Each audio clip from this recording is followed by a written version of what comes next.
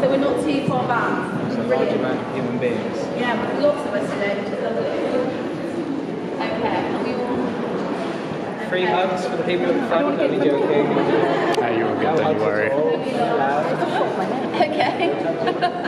So, good evening everyone, welcome to the National Gallery. My name is Fiona Alderton. I'm delighted to see so many of you here this evening for our final event in collaboration with poet extraordinaire Stephen J. Fowler. So we'll just have a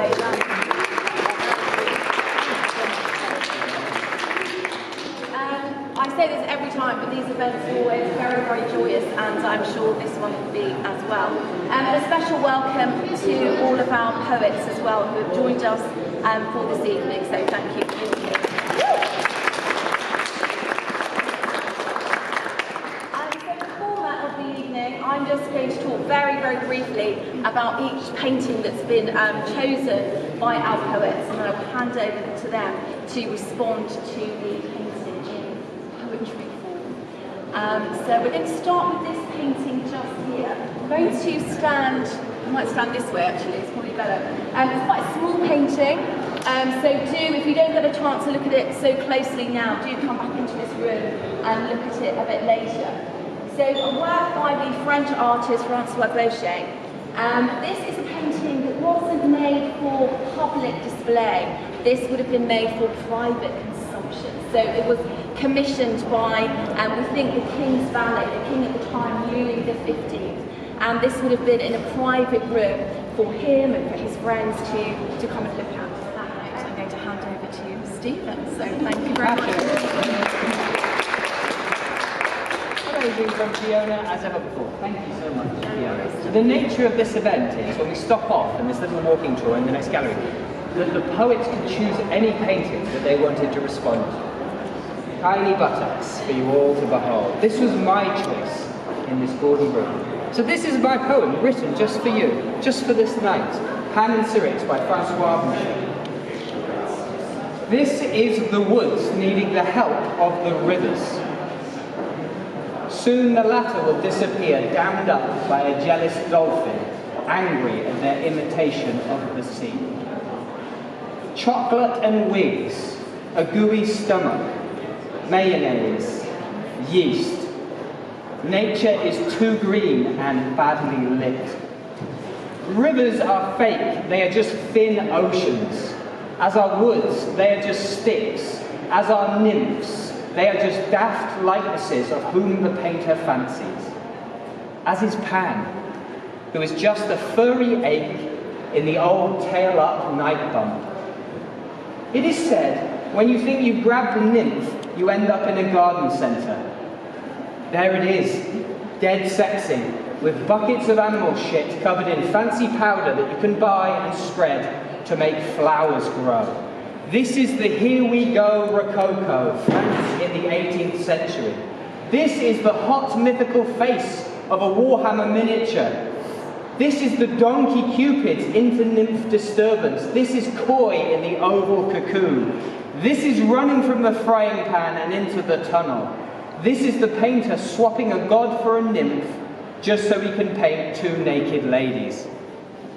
I can relate to such obvious motivations, for I hold in my hands no thing, and am also naked beneath my clothes.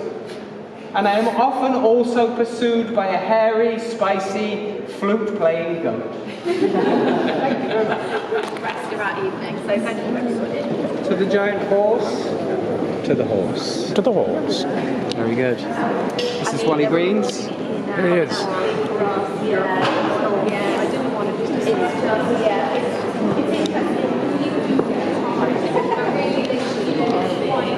interesting. So very specific in how they looked. And even though Whistle Jacket was a racehorse, it wasn't that good. It was okay. He does win one race towards the end of the 1750s, and a couple of years after that, he's put out to retire and put out to be stud. So I think what Stubbs is doing with all of the skill that he had in creating animals, not just horses, but a whole range of them, is really creating something real but also mythical at the same time. So thank you very much. And I'm going to hand over to Holly. Holly Appleby, everybody. Round of applause. Such divine eyes are those who lay upon Lucy jacket. Their bets placed, their chants yelled, their pockets filled and dashed across the finish line, fuel for their wretched colts. Descended from soundless warriors, a blur of chestnuts cutting through, his mighty snout the knife's tip. A heavy price for a heavy win. Leave Jason behind with his forgotten triumph. He does not race quite like Lucy jacket.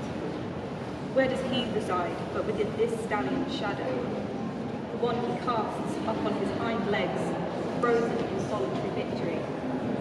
He rises, smothered in thoroughbred liberty, glory immortalized in paint. Has he finally given them everything? A gloriously stubborn creature, forever rising to the east, forcing you to crane your neck in surrender.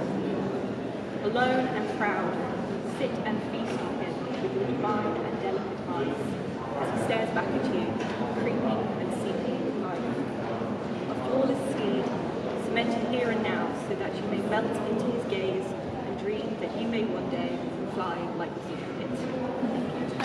We'd really think about the painting's portraits that Anthony Van Dyck did, one of the devices that he used. And then if we look just down to the bottom, you can see, not so clearly, but you'll notice that Reynolds himself, we can see his autograph, his signature just there. So on that note, I'm going to hand over to our first poet, who is going to be Eleanor. Eleanor. You go forward a little bit, brother, then it's for the audio as well. Sorry. To touch upon my flesh is to peel off the heart. My bones may fall out of the holes you leave upon my temple, your temple. For I am God, and if it comes out that I'm only crazy, and it is just glass beads falling out of the birth-bitten holes in my body, then I do not know what I am. For if I am not God, or some semblance, what am I? I am not person, I am glass encased in glass, and to stroke my bones is merit held by these common mortals. I am both religion and church and state of mind malfunctioned into mirage and hallucinations. A mirror made for you to prey your problems upon, chameleon, told my character and fulfilled to my usefulness.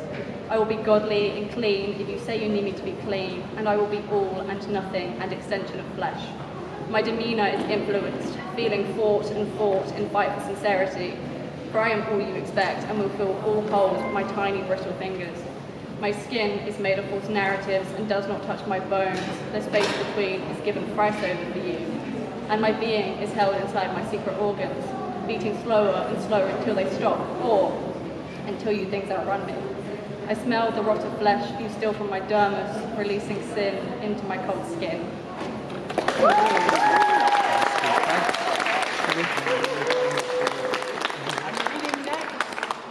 Nugent.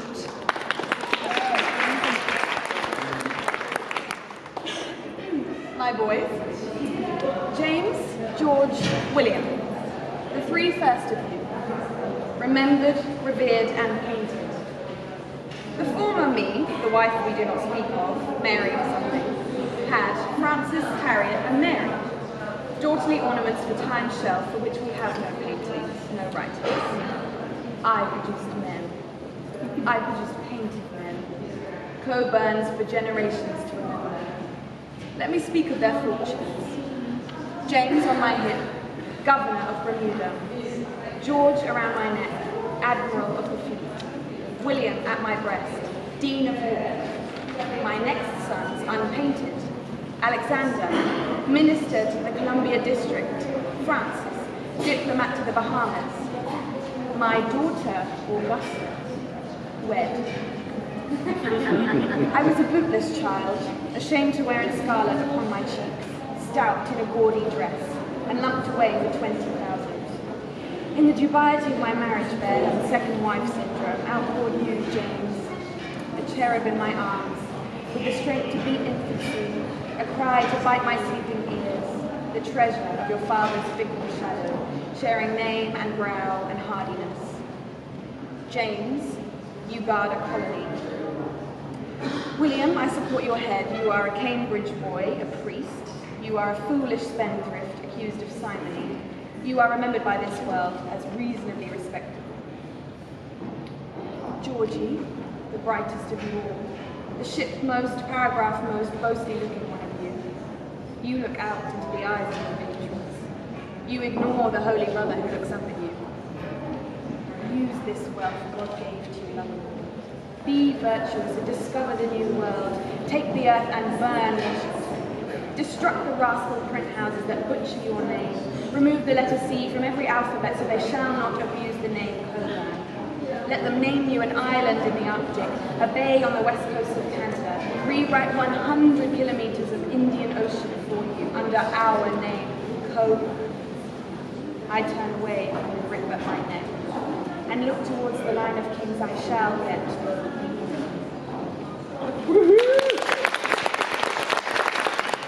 You may well have noticed those trees, this kind of avenue of lime trees that was specifically built to house these memorials here as well.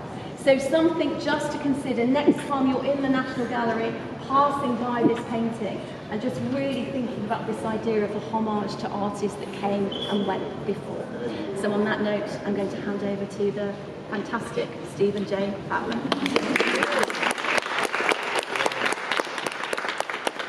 We'll all applaud Fiona at the end, but for now, a poem, a terrible poem. Cenotaph to the memory of Sir Joshua Reynolds by John Constable, and it has an epigraph by Sir Joshua Reynolds. The lowest style will be the most popular, as it falls within the compass of ignorance itself. We remember what we will become. Death and memory having no choice in either matter. Feet in the grounds of an earth teeming with talented skeletons. We view a scene that doesn't happen. Reverence, irascible, natural human memorials. We remember working in the future. We go hunting but save our bullets, for they cost so much. We imagine growing horns from our heads and wandering the forests like buffalo. We don't quite understand. We are indefinitely undereducated. We hammer chisels into noses to make stupid statues, and they look like our own faces in mirrors at night time. We love a good glade. We love vertical confined spaces so our memories struggle upward, having no place else to go. The dark recesses of attention will fall upon others. Stags are taller than us. This is the reality. We are getting old. Getting old with the memory of seeking out advice from the elderly. That which we receive, we never want. Classicism as delusion, finishing over sketch. We must make our taste in others to be appreciated. But who has the energy and who cares? This is the best we can hope for. After what we make, who will be here to see it? After what we've written, who would dare spend their time reading? Already there is more than can be seen and more than should be read. Thank you.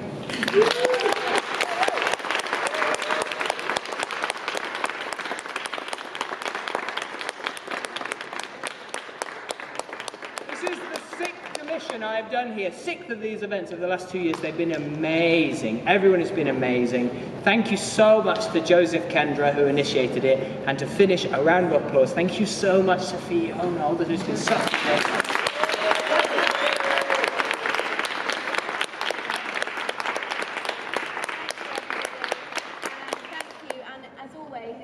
Such a delight, and I'm just going to ask you again to please show your appreciation for the wonderful Stephen J. Fowler and for all of our poets and performers, poets, singers, composers, absolutely extraordinary this evening. So Elaine, Holly, Caitlin and Eleanor, thank you so much. It's been